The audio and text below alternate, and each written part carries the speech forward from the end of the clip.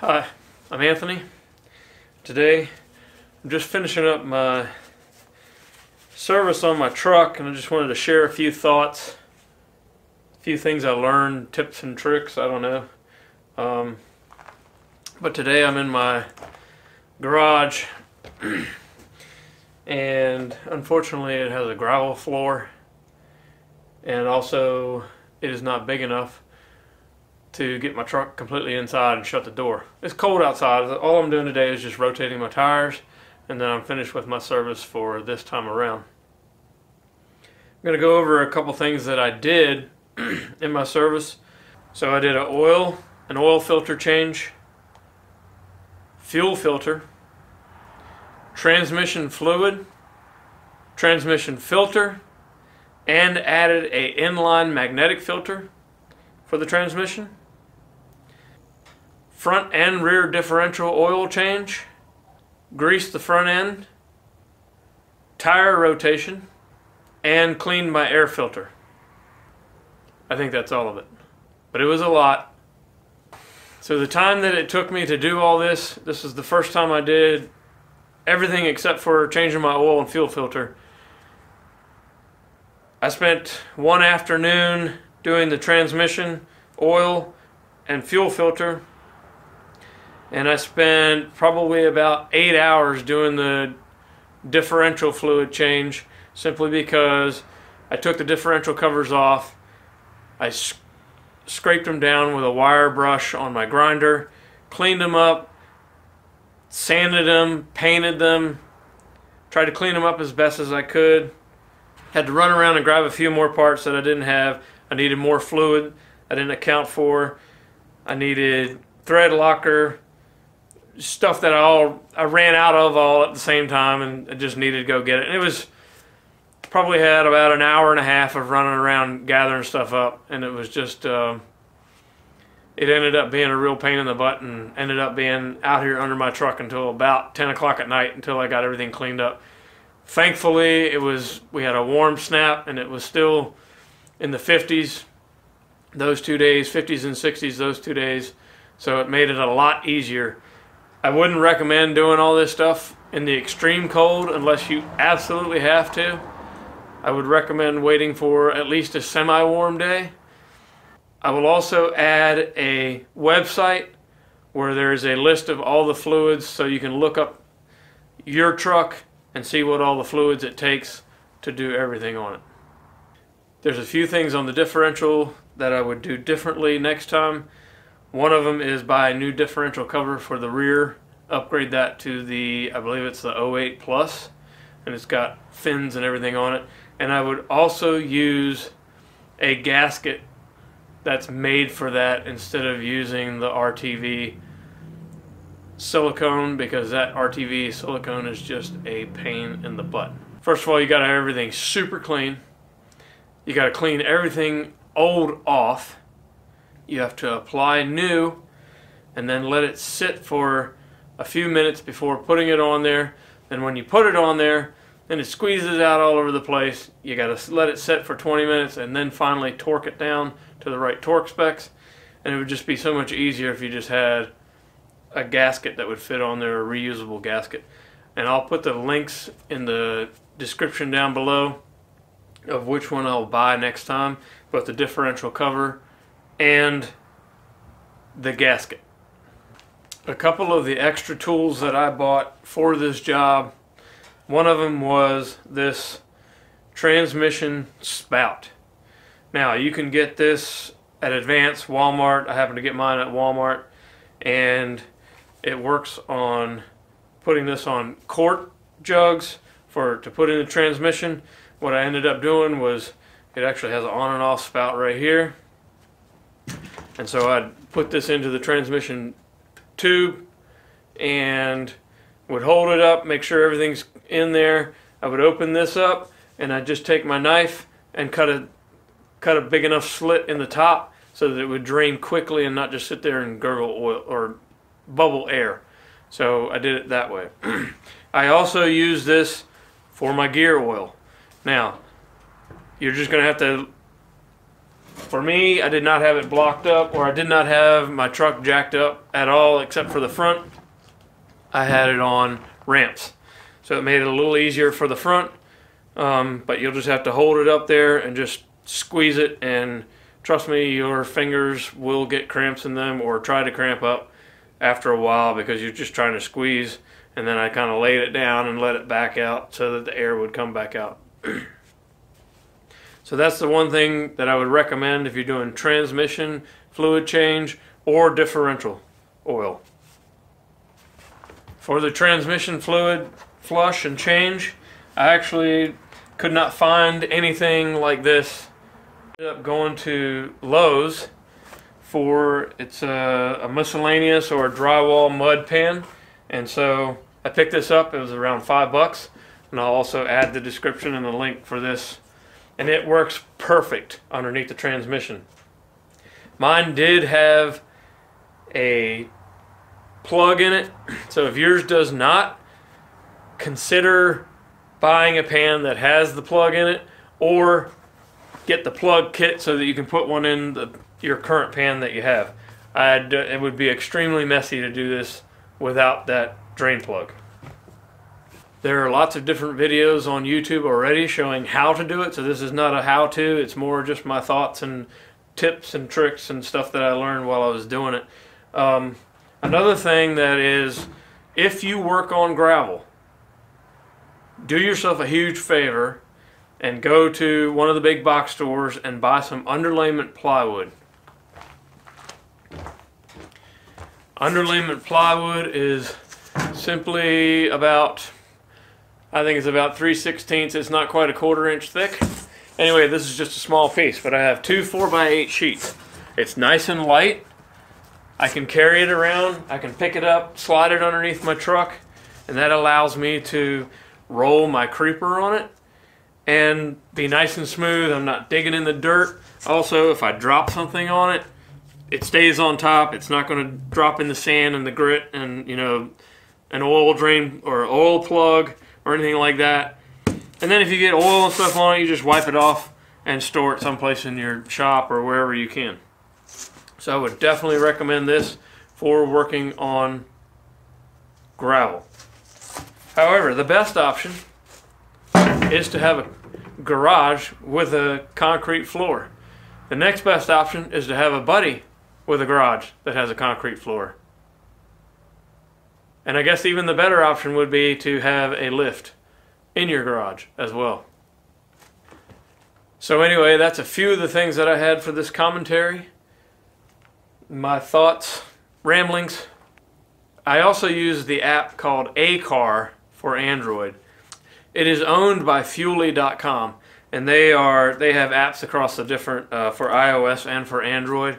I happen to use Car first, so I'm not sure what the other ones are like, but I can keep track of everything. I did pay for it. I think I paid $7 or $15. I can't even remember now, but I put everything into that app for my truck. So I know what I paid for it.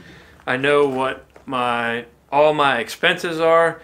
I set it up for reminders for like my oil change. I got it set up on a mileage interval. So every time I fill up with fuel, I put the odometer reading in, and then from that it calculates all my other reminders. So I have all the services that I just did. I put in there my costs, what my service intervals are, and now it will remind me when that mileage comes back up. Unless I have it set. You can set for time or for mileage. So for those three main components, my costs were just under $400 for all the oil, gear oil, transmission fluid. I used 19 quarts of transmission fluid to try to flush it out most of the old stuff. 15 quarts of oil, non-synthetic. I believe I used Shell Rotella T4 this time around. Motorcraft oil filter, and a Napa fuel filter. So you could use any of these tips and tricks for any vehicle. I will add on the rear differential cover, it can be done on the ground on stock height.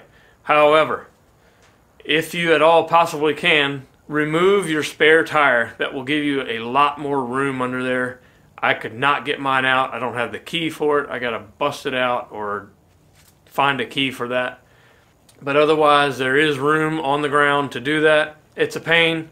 If you have 4 ramps to drive your truck up on, that would be even better than the ground. That would give you a little bit of room under there, or a little bit more room under there.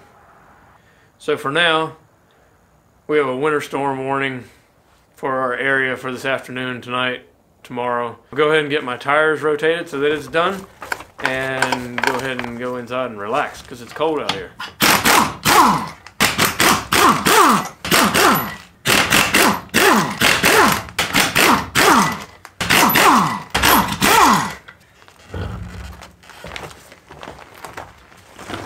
Another tip, if you're going to work on your own truck, you're going to need a couple of impact wrenches.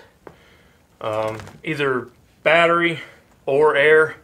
I went with air this time because the one I really wanted was about 4 times the price of this. So I went with air. Now if you go air, you want to make sure you get enough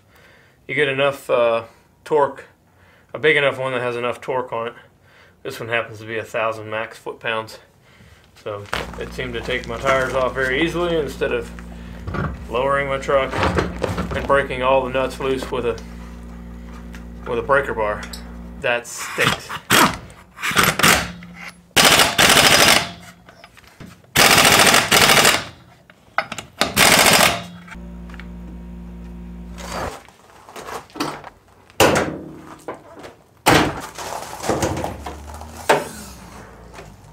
I do have the Donalson filter. So with the K&N intake tube, I used a 3-to-3 rubber connector, and you can see on the inside of that I have a PVC, and that is a 3-inch street 90. So on one side the pipe would fit on the outside, and on this side the pipe would fit on the inside of the PVC, and that happens to be the right size for this one, and I can squeeze this down enough to make it go in there and tighten up. Alright, let me blow this off, get it cleaned up a little bit.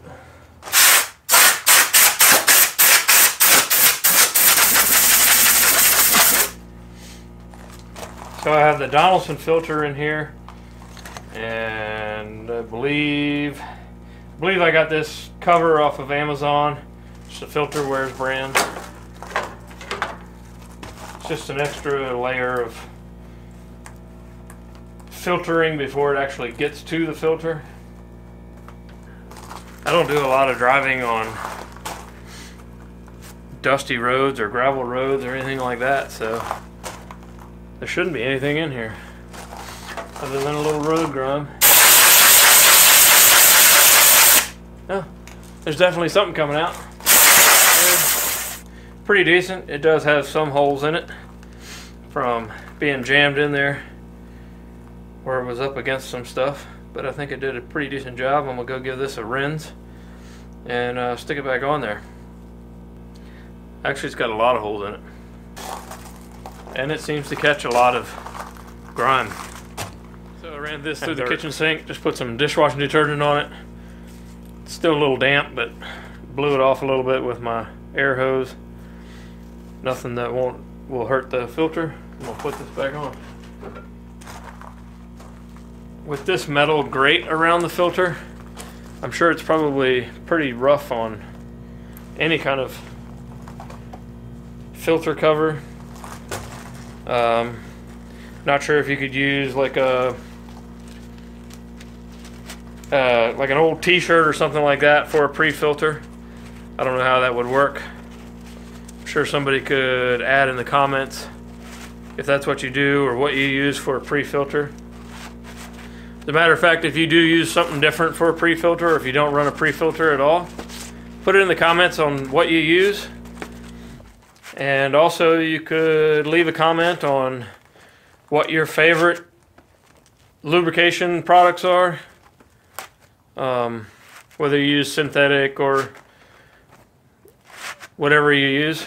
It's always helpful to be able to read the comments and see what other people are using, for anybody, even for myself and for anybody that's watching this video, so that you can make an informed decision on what you want to run in your vehicle. Just a side note on putting this in, if you don't have one of these and you're thinking about putting it in, you'll have to hack up your battery box right in this general area here in order for me to get it down far enough to close my hood and not pull it loose from my intake. I had to cut out everything that I absolutely could. So just keep that in mind if you do decide to do the Donalson filter. And it's still a tight squeeze, which is why I got some rips and tears in my pre-filter cover.